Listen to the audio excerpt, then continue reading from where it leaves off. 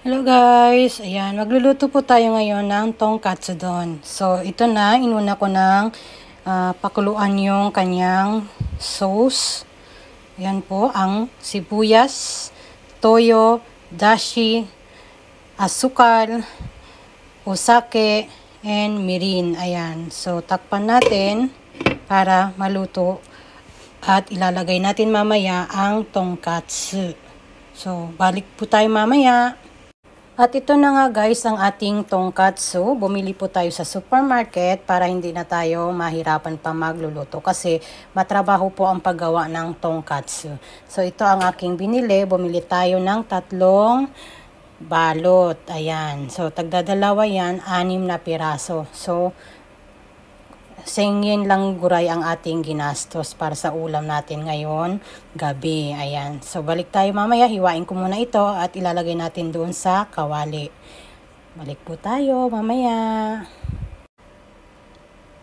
Ayan. Ito na nga guys ang ating nahiwa na tongkatsu. Kumukulo pa kasi yung ating pinapakuluan na sauce. So, ayan. Hiniwa ko na muna siya. And then after that, ilalagay natin siya doon sa kawali. So, babalik po ulit tayo. Wait lang po. At ito naman ang 5 itlog na babatiin natin na ihahalo natin sa ating tongkatsu doon. So, ito na, babatiin po natin ito habang nag-iintay tayo ng ating tongkatsu na maluto.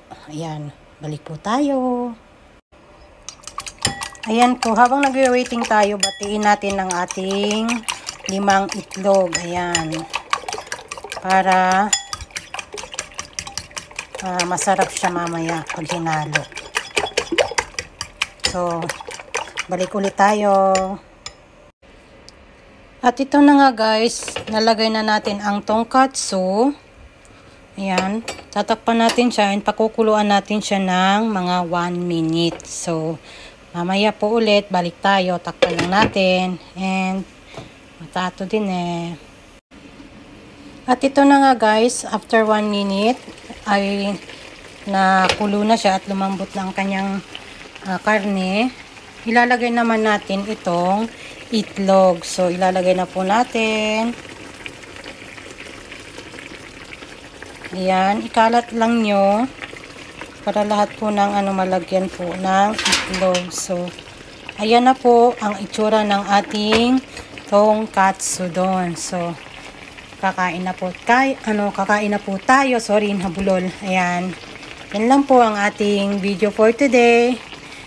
Thanks for watching and kainan na. Magandang gabi ulit. Bye-bye.